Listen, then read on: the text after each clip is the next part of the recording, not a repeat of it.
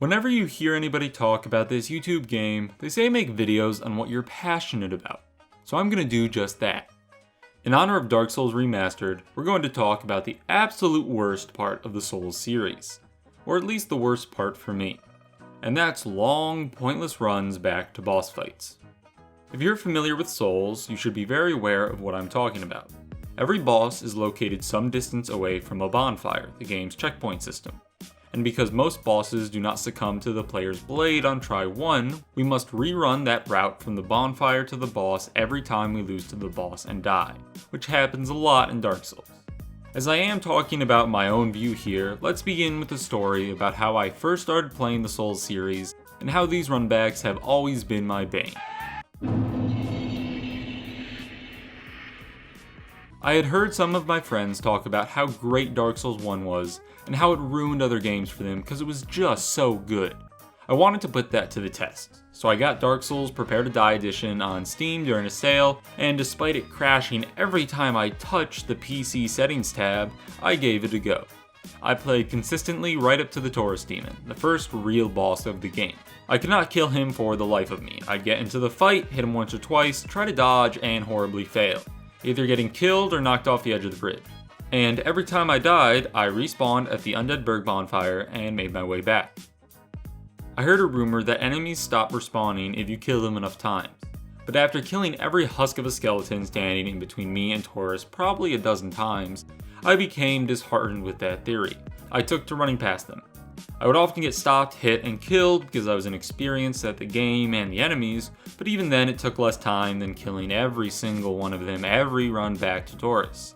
Keep in mind that whenever I did make it to the boss, I was hardly progressing, never landing more than a single-digit number of hits before being flattened like a pancake or flung off the edge of the wall. I eventually got so fed up that I had to put the game down. I would return, maybe in a day, a couple of days, a week, and try again. The process would repeat and I would take another break from the game. Run, fight, die, run, fight, die, run, fight, die, repeat, repeat, repeat. Months went by and I still hadn't gotten past the game's first real boss. I was upset at the boss, assuredly. I didn't think the bridge was a big enough arena, and there were some massive clipping problems due to Taurus' size relative to the bridge, they being similar widths. But what I was more frustrated at was how the vast majority of my time in this endeavor was not spent learning how to defeat this boss and growing more accustomed to his moveset. It was spent running from bonfire to fog wall because each instance of time of the running was much greater than the amount of time I lasted inside the boss fight. The running was not enjoyable gameplay, nor was it engaging. That was memorizing a short button sequence and having to repeat it every time I wanted to try and beat Taurus. In the end, I was probably very close to dropping the game for good. But luckily, through a friend or some guide online, I learned that Taurus is super easy to kill if you go up the ladder and plunging attack him ad mortem. After learning this, Taurus took me 1 or 2 more tries.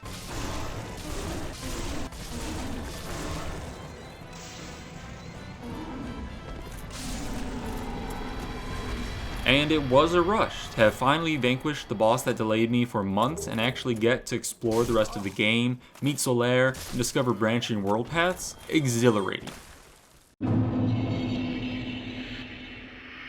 Now, if I am honest, the added requirement of having to make the run back to Taurus, which isn't even a particularly long run in regard to the series, did make the accomplishment of beating him even sweeter. It made each attempt a bit harder because I had to do something else to get the chance to fight Taurus. But it did not achieve this in a good way, or I should say a way that I liked. It did not achieve this through giving me engaging combat. It did not achieve this through giving me a thoughtful challenge. It did not achieve this through giving me a learning opportunity. It achieved this by making me hold forward on the analog stick and pressing the B button. Sure, I turned the camera a few times, but that was all the run up to the boss amounted to. It's all the run up to any boss amounts to. An amazingly basic button combination that must be executed for around a minute every time I wish to challenge a boss. Now I could fight every enemy every single attempt I make. That would make the gameplay more engaging and complex to some degree, but the amount of time that it would take to fight every preceding enemy every time I ever challenged a boss in a Souls game would probably be analogous to the entirety of the time I've put into the series as a whole. As example, I must have died to the Abyss Watchers in Dark Souls 3 upwards of 30 times. So what good would it have done to stop and kill all the grooves in that situation every time? I would not have benefited in any significant way from farming basic enemies over and over and over. After the entire preceding swamp and the first 2 to 3 runs, I would know their moveset, and can expect what they'll do. You could say I would level up a few times, making the boss easier. But my problem with most bosses is not that I don't do enough damage or am underleveled, sometimes that's the case, but more often than not I just don't know their kit well enough. And the only way to learn their kit and moveset is to fight the boss. So the only sensible option I am left with is running past these meaningless enemies time and time again.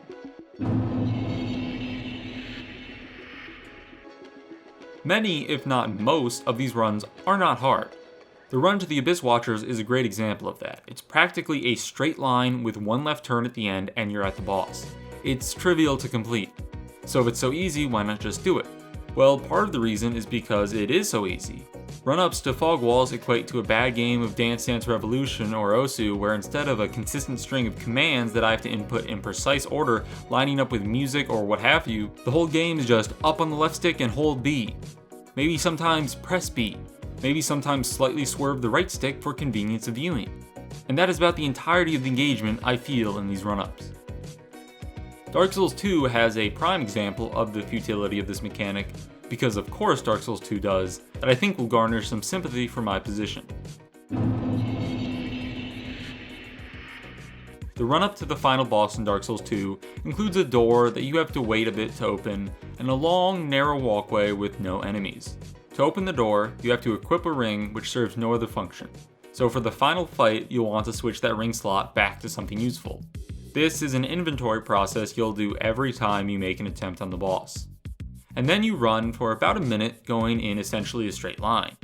And then you get to the boss fight. If you're like me, you'll die and get to repeat this whole process. If you die again, repeat again. Every time learning nothing new in the minutes wasted by the game, forcing you to open the door and run back to the fog wall. If someone can defend this, please do. It makes the build up to the first fight thematic, yes, but any secondary attempt is rendered annoying, horribly so by this long, pointless walk. Funnily enough, at this moment, I still haven't beaten Dark Souls 2's final boss because of this pointless pathway. I got so fed up with the walk that I haven't bothered to make it again. I don't need extra time to think about the boss's attacks or a period to cool off. I can do both of those things without any help from the game, so these runbacks don't need to be there for that reason.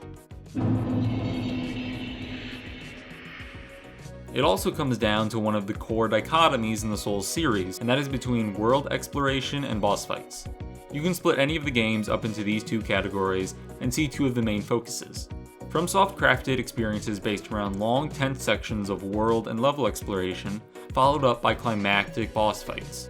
The idea that one has to repeat a small chunk of the world exploration side of things every time they fail and want to retry a boss fight attempt doesn't make much sense to me.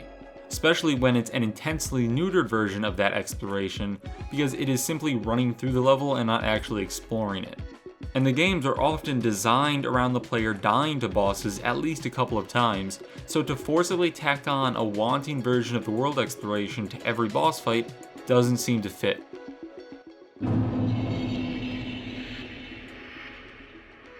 I can't entertain any real reason to have these run back.